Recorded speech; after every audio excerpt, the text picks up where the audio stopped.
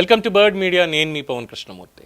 ఆంధ్రప్రదేశ్ ఉప ముఖ్యమంత్రి జనసేన పార్టీ అధ్యక్షుడు పవన్ కళ్యాణ్ ప్రముఖ జాతీయ వార్తా సంస్థ ఏఎన్ఐకి ఇచ్చినటువంటి పాడ్కాస్ట్ ఇంటర్వ్యూలో దేశ రాజకీయాల్లో చాలా చర్చనీయాంశంగా మారినటువంటి అనేక అంశాల మీద చాలా క్లియర్ కట్ స్టేట్మెంట్స్ ఇచ్చారు. ఆయన అభిప్రాయాలను వ్యక్తం చేశారు.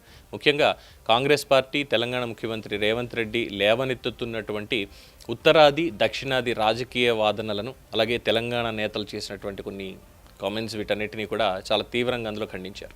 ఇక్కడ దేశ సమైక్యతని బలోపేతం చేయాల్సినటువంటి జాతీయ పార్టీలు ఈ ప్రాంతీయ విభజనలని ప్రోత్సహించడం చాలా ఆందోళనకరమని పవన్ కళ్యాణ్ వ్యాఖ్య. ఇక దశాబ్దాలుగా హైదరాబాద్లో నివసిస్తూ అక్కడ సమాజం, సంస్కృతితో మమేకమైనటువంటి పవన్ కళ్యాణ్ని కొందరు కాంగ్రెస్ నేతలు అవుట్ సైడర్గా అభివర్ణించారు. సో దీన్ని పవన్ కళ్యాణ్ చాలా తీవ్రంగా తప్పుపట్టారు. భారత రాజ్యాంగం ప్రకారం ప్రతి పౌరుడికి దేశంలో ఎక్కడైనా నివసించే, పనిచేసే, రాజకీయంగా చురుగ్గా ఉండేటువంటి హక్కుని కల్పించింది అనేది మళ్ళీ ఒకసారి గుర్తు చేస్తూ, తన మాతృభూమిలో తాను ఎక్కడికైనా వెళ్ళడానికి ఎవరి అనుమతి అవసరం లేదు అనేది మళ్ళీ ఒకసారి స్పష్టం చేశారు. ఇక రాహుల్ గాంధీకి చాలా ఘాటు ప్రశ్న ఈ సందర్భంగానే. దక్షిణాదిలో రాజకీయాలు చేయకూడదు అని, ఇక్కడ విషయాల మీద మాట్లాడకూడదు అని నన్ను ఎవరన్నా ప్రశ్నిస్తే మరి అదే లాజిక్ ప్రకారం రాహుల్ గాంధీ కూడా దక్షిణాది వ్యక్తి కాదు అని నేను చెప్పాలా? ఇది ఆయన ప్రశ్నించింది. అలాగే ప్రాంతీయ గుర్తింపుల ఆధారంగా రాజకీయ నాయకుల హక్కులని కొలవడం అనేది ప్రజాస్వామ్య స్ఫూర్తికి విరుద్ధం అంటూ కూడా పవన్ కళ్యాణ్ పేర్కొన్నారు.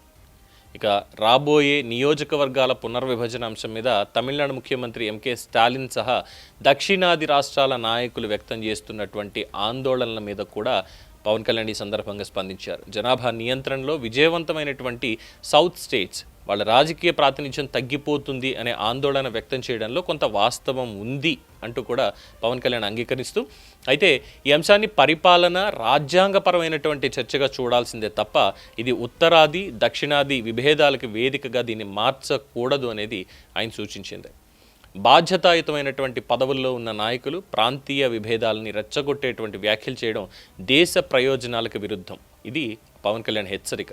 ప్రధాని నరేంద్ర మోడీ గుజరాత్ నుంచి వచ్చిన నాయకుడు, దేశ సమైక్యతకి ప్రతీకగా నిలిచిన సర్దార్ వల్లభభాయ్ పటేల్ మాతృభాష కూడా హిందీ కాదు అని స్పష్టం చేశారు. భారతదేశ బలం భిన్నత్వంలో ఏకత్వం. భాషలు, ప్రాంతాలు, సంస్కృతుల మధ్య విభేదాలు సృష్టించేటువంటి రాజకీయాలు చివరికి దేశ సమగ్రతనే దెబ్బతీస్తాయనేది ఈ ఓవరాల్ ఇంటర్వ్యూలో ఆయన చెప్పినటువంటిది. ఇక చాలా క్లియర్ కట్గా ఆయన మాట్లాడుతున్నారు. ఎప్పుడు జాతీయవాద దృక్పథంతోనే ఉన్నాను, ఆ విధంగానే రాజకీయాలు చేస్తున్నాను అనేది పవన్ కళ్యాణ్ స్పష్టం చేశారు. ప్రాంతీయ ప్రయోజనాలను కాపాడుకుంటూనే జాతీయ సమైక్యతని బలోపేతం చేయడం రాజకీయ నాయకుల బాధ్యత అనేది కూడా ఆయన అభిప్రాయపడ్డారు. ఇక తెలంగాణలో జనసేన ఎన్నికల్లో పోటీ చేయకపోయినా పార్టీ కార్యకర్తల ద్వారా అక్కడి ప్రజల సమస్యల పరిష్కారానికి, అభివృద్ధికి కూడా సహకరిస్తామని చెప్పారు. మొత్తంగా ఏఎన్ఐ ఇంటర్వ్యూలో పవన్ కళ్యాణ్ చేసినటువంటి వ్యాఖ్యలు కేవలం తెలంగాణ లేదా దక్షిణాది రాజకీయాలకి మాత్రమే పరిమితం కాకుండా నేషనల్ పాలిటిక్స్లో పెరుగుతున్నటువంటి ప్రాంతీయ విభజనల మీద ఒక స్పష్టమైన జాతీయవాద ప్రతిస్పందన అనే విధంగా నిలిచాయి. ప్రాంతీయ అస్తిత్వాన్ని కాపాడుకుంటూనే, గౌరవిస్తూనే జాతీయ సమైక్యతకి ప్రాధాన్యం ఇవ్వాలి అనేటువంటి సందేశాన్ని ఆయన మరోసారి చాలా బలంగా వినిపించారు. సో ఇప్పుడు మాట్లాడగలరా కాంగ్రెస్ పార్టీ నేతలు, లేదంటే బీఆర్ఎస్ పార్టీ నేతలు, లేదంటే the so call journalist who question him? Telangana ఏమైనా భారతదేశంలో భాగం కాదా?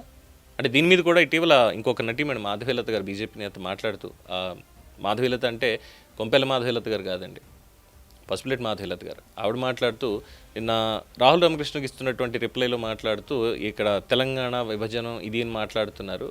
అంటే మీరు ఏమైనా ఆజాద్ కాశ్మీర్ సిద్ధాంతంతో ఉన్నారా? అలాగే అనిపిస్తోంది. మరి తెలంగాణలోకి మీరెవరు రాబాయి రావడానికి, అనడానికి, మీరెవరు ఇక్కడ చేయడానికి అని మాట్లాడుతుంటే అదే విధంగా ఉందని మాట్లాడితే ఆవిడ మీద కూడా బంబాడింగ్ మొదలుపెట్టారు. తెలంగాణకు వ్యతిరేకంగా మాట్లాడేసింది అని. సో చాలా సింపుల్గా చెప్తున్నారు పవన్ కళ్యాణ్. ఇక్కడ ప్రభుత్వానికి ఆయన ట్యాక్సులు కడుతున్నారు, ఆయన నివాసం ఇక్కడ ఉంది, ఆయన ఎక్కడో ఉప ముఖ్యమంత్రి అయితే ఏంటి, ఆయన ప్రధానమంత్రి అయితే ఏంటి, హైదరాబాద్లో ఆయనకి ఇల్లు ఉంది, ఆయన రావడానికి లేదా, ఆయన రాజకీయాలు చేయడానికి లేదా? ఆయన ఏమి నేను ఇక్కడ తెలంగాణలోకి వచ్చి నేనే పవన్ కళ్యాణ్ అని నేనే ఇక్కడ పోటీ చేస్తాను, నేనే ఇక్కడ ముఖ్యమంత్రి అవుతాను ఆయన ఏం చెప్పలేదే.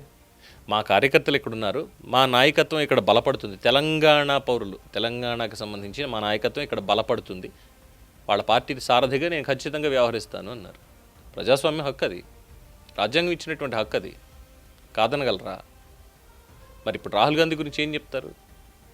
దక్షిణాది ఉత్తరాది అనేటువంటిది దీని దగ్గరికి వచ్చేసరికి ఎస్ డెఫినెట్గా మనం ఇక్కడ అత్యధికంగా ట్యాక్సులు పే చేస్తున్నది మనమే, జిఎస్టీ వసూళ్ల పరంగా మనమే ఇక్కడ నుంచి చేస్తున్నాం. దక్షిణాది రాష్ట్రాల నుంచి వాటా వెళ్తోంది, బట్ అందులో వాటా మనకు వచ్చేటువంటి చాలా తక్కువగానే ఉంది. మిగతా రాష్ట్రాలకు వాటిని పంచి పెడుతున్నారు రాజకీయంగా. ఇది అప్పుడు ఇప్పుడు ఎప్పుడైనా సరే అదే జరుగుతోంది. సెంట్రల్లో అది కాంగ్రెస్ ఉన్నా బీజేపీ ఉన్నా అదే జరుగుతోంది. బట్ ఇక్కడ నేషనలిస్టిక్ అప్రోచ్ అనేది కావాలనేది పవన్ కళ్యాణ్ చెప్తున్నారు చాలా స్పష్టంగా. దాన్ని వదిలేసి పవన్ కళ్యాణ్ ఇది చేస్తున్నాడు, పవన్ కళ్యాణ్ అలా అంటున్నాడు, తెలంగాణను విమర్శించాడు, ఈ రకమైనటువంటి ఒక నెరేటివ్ని తీసుకొచ్చి ఆయన్ని మళ్ళీ ఇబ్బంది పెట్టేటువంటి ప్రయత్నం చేసిన వాళ్ళకి మాత్రం చాలా ఖచ్చితంగా బలంగా చెప్పారు, జాతీయ సమైక్యతకి ప్రాధాన్యం ఇవ్వాలి, ప్రాంతాన్ని గౌరవించుకోవాలి, అస్తిత్వం కోసం నిలబడాలి అని చెప్తూనే. ఇప్పుడు మాట్లాడమనండి ఎవరినన్నా, అప్పుడు ఇంకా గట్టిగా అడుగుతారు అసలు ఇక్కడ ఉన్నటువంటి వాళ్ళు ఎవరెవరు ఎక్కడి నుంచి వచ్చారు ఏంటి అసలు మీ కథ అనేది. సో కాంగ్రెస్ ఎలా స్పందిస్తుందో చూడాలి దీని మీద మీ అభిప్రాయం తెలియచేయండి. చూస్తూనే ఉండండి ది బర్డ్ మీడియా. ఈ వీడియో మీకు నచ్చినట్లయితే లైక్ చేయండి, షేర్ చేయండి, సబ్స్క్రైబ్ చేయండి. మరిన్ని అప్డేట్ల కోసం మా వాట్సాప్ ఛానల్ను ఫాలో చేయండి.